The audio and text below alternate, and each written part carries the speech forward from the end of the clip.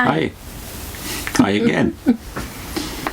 We wanted to talk about unity versus uniformity, because of course if you're an ex-Jehovah's Witness, you know the great stress upon unity within the organization, and I would strongly believe at this point and assert that what they actually exhibit is not really Christian unity but uniformity.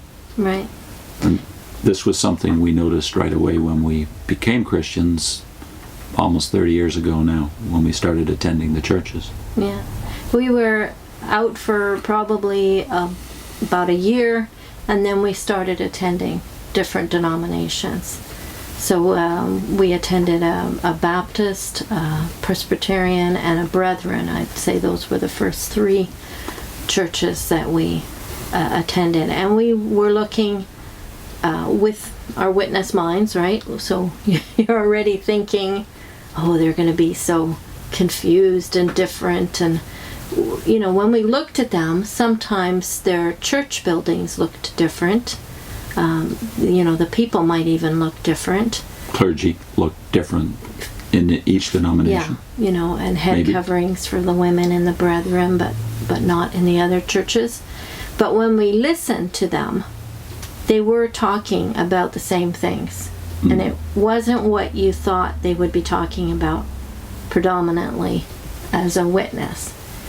You know, you're thinking that, you know, right in, you're going to hear about the Trinity and hellfire when you go in. And that didn't happen.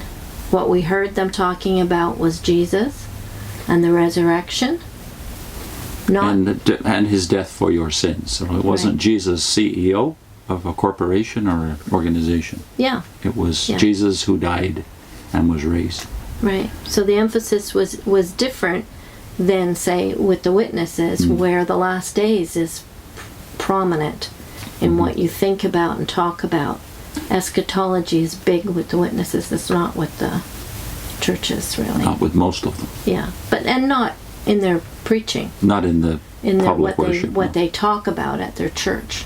So within the first decade, after 1988 leaving, we generated this document, which I want to attach to the video itself.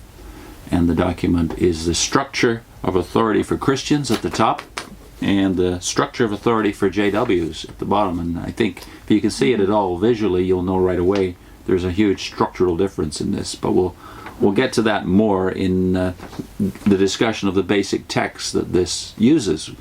1 Corinthians 15 and Ephesians chapter 2. We'll discuss in the next segment 1 Corinthians 15. But first we thought we would focus upon what we found the churches had in common. And if you could sum up what they had in common, it would be reduced to what I had learned as a young boy in the Anglican church before I became a hippie and then a Jehovah's Witness. I had learned and memorized, apparently without trying to, the Apostles' Creed. Yeah. I could still remember the wording of it, even though I was 25 years out by the time we were leaving the Watchtower. And that would probably be because they repeat it every time they gather. They repeat the Apostles' Creed in the Anglican Church. And in the other churches, it is frequent, but not as frequent as the Anglican. So, what is the Apostles' Creed? I didn't know it as a Jehovah's Witness.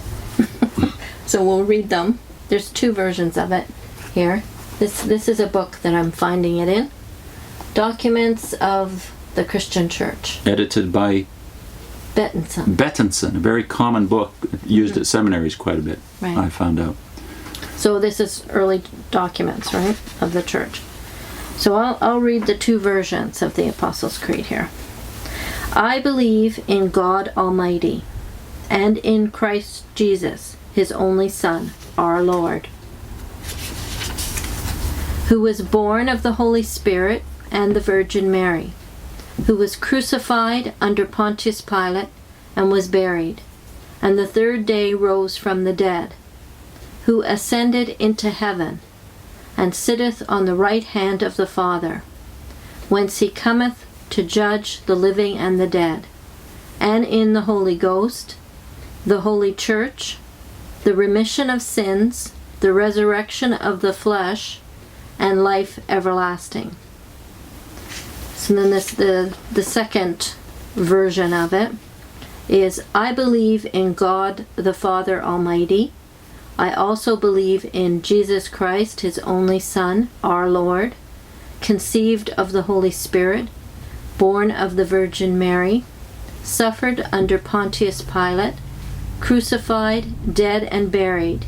He descended into hell, rose again the third day, ascended into heaven, sat down at the right hand of the Father. Thence he is to come to judge the living and the dead. I believe in the Holy Ghost, the Holy Catholic Church, the communion of saints, the remission of sins, the resurrection of the flesh, and life eternal. First thing we have to say is, don't be scared off by the word creed, as many witnesses obviously are. They link that word somehow with tradition. But creed is simply the English word that's the equivalent of the first word of the creed, which is credo, I believe. This is what we say, I believe, not what we believe, but what I believe, but you're part of a community as you say it. That's why it's recited by the whole community in tandem in the churches. A statement of faith. Yeah. And how long is it? Well, you could read it in, 2 minutes? So that's the basic belief that we could see after very little time in the churches. Everybody believed this. And then, of course, the response of a witness when you say, yeah, but this is what we believe is the gospel as well as our basic teachings, that is doctrine, they will say something along the lines of, well... Everyone knows that stuff. We had someone say that, which seemed incredible to me. Everyone knows that. How is it that they all know this? Because it was preached. And you're not preaching. Because it was repeated over and over again by the church every time they gathered. For the whole 1800 years before your organization got started. The churches agreed on this. So the miracle here is that this goes back 1,500 years. These two versions of the creed go back at least 1,500 years.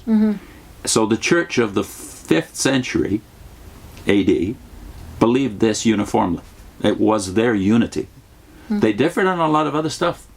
Right. By that time, the church is, not just by that time, but even from the beginning, this is another surprise. Yeah. That when you go to the New Testament, you realize there's diversity within the New Testament in forms, but there's an underlying unity of belief which could be expressed here. And in this creed, the simplicity of it for me, it's just very basic stuff. I believe in God. I believe in the Son. It's very simple and to the point, and it's about facts. Facts. Things that happened. What was it about Jesus that he was born of a virgin? So there's a lot of things here that a witness would be very comfortable saying. He wouldn't have any trouble with that. And it's missing the things that you think are the reason you can't go to church. Well, it's gonna emphasize hell, or it's gonna emphasize the Trinity. Hell is mentioned as the place that Jesus descended to. That's all. So it's not eschatological. Witnesses believe that. And you notice what's missing. Not only is the word Trinity missing, but the tetragram is missing. That's right. God is called God the Father Almighty. Yeah. Now, if this is the early church's powerful testimony as to what's important, it fails for a witness. It fails then, because it doesn't have the name, the divine name in there. So you're only out if you're a witness is, well, this is 400 AD, 500 AD. This is not the earliest. And that's where the connection with 1 Corinthians that we've illustrated in this diagram comes in. Because what you find here, 400, 500 years after the apostles, is what you find in 1 Corinthians 15. Which is the apostles' summary of the gospel. Yeah. Okay. So that, I think, means that we've got to go straight to 1 Corinthians in the next segment, because I believe until you sort that one out, that this is not just the dogma, that is the basic teachings of early Christianity, but also the gospel. They are fused together in the Apostles' Creed and in 1 Corinthians 15. Just before we finish, we did talk about, Christians in all these different denominations can recite this creed and say, I believe. Now, if you just contrast it with Jehovah's Witnesses and in their history, if you look at the pivotal dates in their history, if you were a witness living in 1975 or just prior to 75, if you're a witness living in 1934 or 1925 or 1916, and you had to summarize in a couple of paragraphs what you believe, would they be the same? Even over that 100-year period. Yeah. No, there would be changes. There would be differences.